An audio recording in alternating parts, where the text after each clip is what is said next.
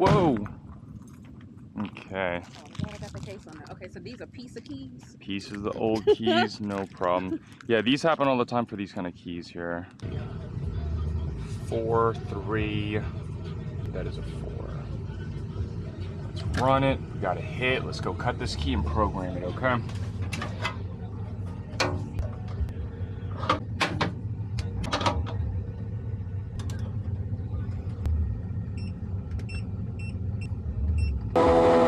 Right. It's done. Let's get started. Check it out. Make sure it's right. Insert the original key. Look for the security light. Off she goes. As simple as putting in the new key. We're all set. Perfect.